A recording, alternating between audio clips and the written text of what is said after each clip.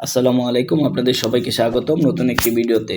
আজকের ভিডিওটিতে আমরা দেখব সিনিয়র অফিসার জেনারেল 1554 পদের বিপরীতে আপনারা কিভাবে ঘরে বসে নিজেই আবেদন করবেন। শুরু করা যাক আজকের এই ভিডিওটি। তার আগে বলে নেই, যারা এই চ্যানেলে নতুন তারা সবাই চ্যানেলটিকে সাবস্ক্রাইব করে আমাদের পাশেই থাকুন। শুরুতেই চলে যাবেন যে কোনো একটি ওয়েবসাইটে, তারপর লিখবেন erequirement.bb.organization.bd। তারপর আপনারা ডিরেক্ট চলে যাবেন, এমন একটি ফর্ম চলে আসবে। এখানে দেওয়া আছে অ্যাপ্লিকেশনস, অর্থাৎ বাংলাদেশ ব্যাংকের ই-রিকোয়ারমেন্ট পোর্টালে বর্তমানে 5টি নিয়োগ বিজ্ঞপ্তি চলছে। তার মধ্যে অফিসার জেনারেল, ক্লোজ ডেট 20 ফেব্রুয়ারি 2025। তারপর সিনিয়র অফিসার জেনারেল অর্থাৎ 1554 পদের, এটির লাস্ট ডেট 16 ফেব্রুয়ারি এবং অফিসার ক্যাশ ক্লোজিং ডেট 19 ফেব্রুয়ারি 2025। তো আমরা আজকে সিনিয়র অফিসার, এই সবগুলোতেই অ্যাপ্লিকেশন একই রকম। তারপর আমরা সিনিয়র অফিসারে আবেদন করে দেখি। এখানে শুরুতে আছে অ্যাপ্লাই অনলাইন, এখানে ক্লিক করলে চলে আসবে। যদি না আসে তাহলে সেই ক্ষেত্রে আপনারা এই যে এখানে অনলাইন অ্যাপ্লিকেশন অ্যাপ্লাই অনলাইন এখানে ক্লিক করবেন। তারপর এমন একটি ওয়েব পেজ চলে আসবে। তারপর এই যে সিনিয়র অফিসার জেনারেল ভিউ, যদি কেউ সার্কুলারটি পড়ে দেখতে চান সেই ক্ষেত্রে এখানে ক্লিক করবেন। আর যদি কারো সার্কুলারের প্রয়োজন না হয় সেই ক্ষেত্রে সরাসরি আপনারা অ্যাপ্লাই অনলাইনে ক্লিক করবেন। এই যে এই ক্ষেত্রে পোস্ট সংখ্যা 1554, এটি আন্ডার ন্যাশনাল পে স্কেল, অর্থাৎ নবম গ্রেডের জব। অ্যাপ্লিকেশনের জন্য সর্বোচ্চ টাকা লাগবে 200 টাকা এবং এর লাস্ট ডেট 16/2/2025, অর্থাৎ ফেব্রুয়ারির 16 তারিখে। আমরা প্রথমেই অ্যাপ্লাই অনলাইনে এখানে ক্লিক করলাম। তারপর এমন একটি ফর্ম চলে আসবে। এখানে দেওয়া আছে জব আইডি। আপনাদের যদি জব আইডি এই পদ, সিবি আইডেন্টিফিকেশন ডক।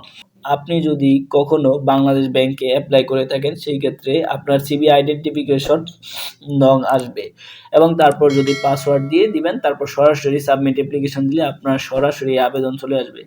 কিন্তু যারা একদম প্রথমে আবেদন করবেন তাদের জন্য এই আজকের ভিডিওটি। শুরুতেই যে রেজিস্টার নাও এখানে ক্লিক করবেন। তারপর আপনাদের এমন একটি ফর্ম চলে আসবে যে name of the post senior officer general submitted এত, তারপর নামটা দিয়ে দিবেন, আপনাদের যেই নাম আমরা পূরণ করে দিলাম। তারপর আপনাদের কোন সেক্স, ফিমেল বা মেল বা থার্ড আমরা পূরণ করে দিলাম। তারপর ম্যারিটাল স্ট্যাটাস, যে যেই রকম কখনোই তথ্য লুকানোর চেষ্টা করবে না। কেউ যদি ম্যারিড হয়ে থাকেন সেই ক্ষেত্রে ম্যারিড দিবেন, আর আনম্যারিড থাকলে আনম্যারিড দিবেন। তারপর ডেট অফ বার্থ আমরা পূরণ করে দিলাম। তারপর কে কোন মার্চ, তারপর আমরা পূরণ করে, তারপর ফাদার্স নেম দিয়ে দিবেন, তারপর মাদার্স নেম দিয়ে পূরণ করে দিবেন। তারপর স্পোজ নেম, অর্থাৎ যদি কেউ বিবাহিত হয়ে থাকেন সেই ক্ষেত্রে তাদের জন্য এই গড়টি প্রযোজ্য। মানে যদি কেউ বিবাহিত হয়ে থাকেন তাহলে তার স্বামী বা স্ত্রীর নাম এখানে দিতে হবে। তারপর কন্ট্যাক্ট নাম্বার, খুব সুন্দর করে এটি পূরণ করতে হবে, কোনো ভুল গ্রহণযোগ্য নয়।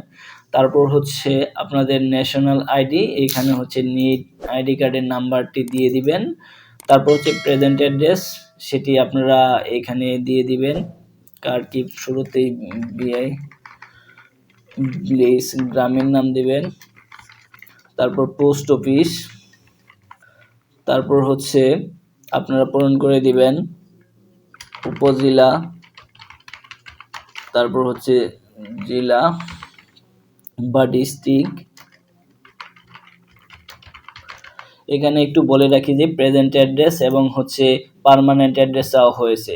সো প্রেজেন্ট অ্যাড্রেসের ভিতরে শুধু একটি বক্স দিয়েছে। সো এই বক্সের ভিতরেই আপনার এই সবকটি নাম লিখতে হবে, যেমন ব্লেইস, তারপর পোস্ট অফিস লিখবেন, তারপর উপজেলা, তারপর আপনাদের জেলা। তারপর এটা যদি আপনাদের পার্মানেন্ট অ্যাড্রেস এবং প্রেজেন্ট অ্যাড্রেস একই হয় তাহলে জাস্ট কপি করে বসিয়ে দিবেন, আদারওয়াইজ আবার পুনরায় লিখবেন ব্লেইস, পোস্ট অফিস, উপজেলা বা জেলা। তারপর আপনারা কে কোন ডিস্ট্রিক্টের সেই ডিস্ট্রিক্টটা, তারপর আপনারা কে কোন ডিস্ট্রিক্টের সেই ডিস্ট্রিক্ট সিলেক্ট করবেন। আমরা আমাদের ডিস্ট্রিক্ট সিলেক্ট করে দিলাম। তারপর ইমেল, অর্থাৎ ইমেল অ্যাড্রেসটি দিয়ে দিবেন। তারপর এখানে খুবই গুরুত্বপূর্ণ বিষয়, এখানে একটি ছবি আপনারা পোস্ট করতে হবে। এই ছবির ক্ষেত্রে বলে নেই, যারা মেয়ে তাদের জন্য খুবই গুরুত্বপূর্ণ। সার্কুলারে বলা রয়েছে কান খোলা রেখে আপনার ছবিটি দিতে হবে, অর্থাৎ কোনো ক্ষেত্রেই যারা হিজাব পরিধান করেন তাদের ছবি নট অ্যাকসেপ্টেবল। আর একবার যদি ছবি দিয়ে ফেলেন তারপরে আর কখনোই চেঞ্জ করার ওয়ে নাই।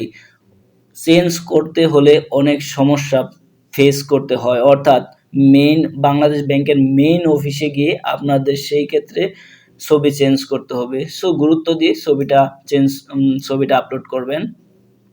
আমরা আমাদের ছবিটি দিয়ে দিলাম। ছবিটার রেশিও হচ্ছে 600x600। আমরা ছবিটা দিয়ে দিলাম। তারপর সিগনেচারটা এখানে আপলোড করে দিবেন, যার যেই সিগনেচার। তারপর আপনারা এখানে আপনাদের এডুকেশনাল কোয়ালিফিকেশনগুলো পূরণ করে দিবেন। এসএসসি বা ইকুইভ্যালেন্ট, শুরুতে এসএসসি দিয়ে দিবেন। তারপর গ্রুপ, কোন গ্রুপের ছিলেন সেটি আপনারা পূরণ করবেন। তারপর ডিভিশন, অর্থাৎ আপনাদের রেজাল্টটা কিভাবে হয়েছে, অর্থাৎ গ্রেড সিস্টেম হলে গ্রেড লিখবেন, আর ডিভিশন থাকলে ডিভিশন সিস্টেম লিখবেন। তারপর আপনার জিপিএ কত ছিল সেটি পূরণ করে দিবেন, আউট অফ কতর মাঝে। তারপর কোন বোর্ড থেকে পরীক্ষা দিয়েছিলেন সেটি ফিল আপ করে দিবেন। ইয়ার অফ পাসিং ইয়ার, কত সালে পরীক্ষা দিয়েছেন।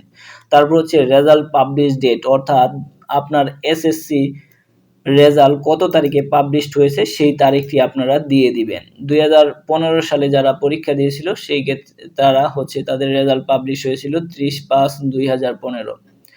যারা এইচএসসি, তারপর এইচএসসি ফিল আপ করে দিলাম। তারপর গ্রুপ, তারা কি গ্রুপে থেকে পরীক্ষা দিয়েছিলে সেটি দিয়ে দিলাম। ডিভিশন, আবারও গ্রেড, আমাদের রেজাল্ট পূরণ করে দিলাম। তারপর কোন বোর্ড থেকে, তারপর কত সালে পাস করেছিলাম। আবার পুনরায় রেজাল্ট পাবলিশের ডেট দিয়ে দিলাম।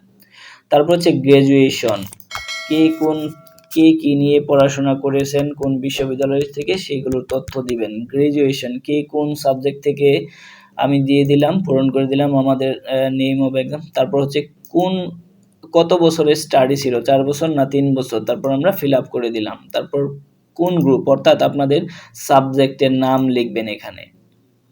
আমরা আমাদের সাবজেক্টের নাম দিয়ে দিলাম, ইলেকট্রিক্যাল অ্যান্ড ইলেকট্রনিক্স ইঞ্জিনিয়ারিং। তারপর কত ডিভিশন দিয়ে দিবেন, আপনার রেজাল্ট, গ্রেড সিস্টেমে অবশ্যই রেজাল্ট হয়েছে। তারপর রেজাল্টগুলো দিয়ে দিবেন কতর মাঝে, 4-এর মাঝে। তারপর কোন বোর্ড, অর্থাৎ এই ক্ষেত্রে বোর্ডের জায়গায় আপনারা আপনাদের ইউনিভার্সিটির নেমটা দিয়ে দিবেন। আমরা আমাদের ইউনিভার্সিটির নামটা দিয়ে দিলাম। তারপর ইয়ার কত সালে আপনারা পাস করেছেন সেটি দিয়ে দিবেন। রেজাল্ট পাবলিশের ডেটটা দিয়ে দিবেন। তারপর চয়েস লিস্ট, অর্থাৎ এই ক্ষেত্রে গুরুত্বপূর্ণ বিষয় আপনার চয়েস লিস্টটা কেমন হবে, কোন ব্যাংক আগে দিবেন, কারণ এটি একটি সমন্বিত ব্যাংকের সার্কুলার। এখানে 10টি ব্যাংক সার্কুলারটি দিয়েছে। আমরা চয়েসে প্রথমেই দিয়ে দিলাম সোনালী ব্যাংক, কেননা সোনালী ব্যাংকে সবচেয়ে বেশি পদ ফাঁকা রয়েছে, অর্থাৎ 400টি পদ ফাঁকা রয়েছে। আমরা সিলেক্ট করে দিলাম। তারপর দ্বিতীয় নম্বরে রয়েছে অগ্রণী ব্যাংক, অগ্রণী ব্যাংকেও 400টি সিট ফাঁকা রয়েছে। তারপর আপনাদের আর কি পছন্দ অনুযায়ী এই ব্যাংকগুলো সিলেক্ট করে দিবেন। আমরা এক ব্যাংক দুইবার দেওয়া যাবে না, সেই ক্ষেত্রে আমরা বাংলাদেশ ব্যাংক, রাজশাহী উন্নয়ন bank etcetera, answer BDB bank etcetera, এগুলো আমরা জাস্ট ফিল আপ করে দিবেন। আপনারা আপনাদের সিরিয়াল অনুযায়ী ফিল আপ করে দিবেন। তারপর আপনাদের এখানে সবগুলোতে নো দিয়ে দিবেন। আর যদি কারো কোটা থাকে তাহলে সেক্ষেত্রে ইয়েস দিবেন, কি কোটার সবকিছু তথ্য দিবেন। যেহেতু আমাদের নাই তাই আমরা নো দিলাম। তারপর পাসওয়ার্ড, এখানে একটি এমনভাবে পাসওয়ার্ড সেট করবেন যে এই পাসওয়ার্ডটি আপনারা ভুলবেন না, বা পরে লিখে রাখবেন। কারণ এই পাসওয়ার্ডটি পরবর্তীতে যে কোনো ব্যাংকের এই পাসওয়ার্ডটি পরবর্তীতে বাংলাদেশ ব্যাংকের যে কোনো অ্যাপ্লিকেশনে আপনার দরকার পড়বে, তাই পুনরায় পাসওয়ার্ডটি দিবেন। আমরা দিয়ে দিলাম। তারপর আবার পুনরায় পাসওয়ার্ডটি দিয়ে দিবেন। তারপর এখানে সাবমিট বাটন একবার চেক করে নেবেন। তারপর সাবমিট বাটনে ক্লিক করবেন। সাবমিট বাটনে ক্লিক করলে এমন একটি ফর্ম চলে আসবে, এখানে লেখা থাকবে ট্র্যাকিং নাম্বার, পরে সিবি আইডেন্টিফিকেশন নাম্বার এটসেট্রা। তারপর এখানে ডিরেক্ট আপনাদের পেমেন্ট দিতে হবে। আমরা পেমেন্ট দিয়ে এইখানে জাস্ট ট্র্যাকিং নাম্বারটি বসিয়ে দিলেই আপনাদের আবেদনটি সাকসেসফুল হয়ে যাবে। সো ধন্যবাদ আপনাদের সবাইকে পাশে থাকার জন্য।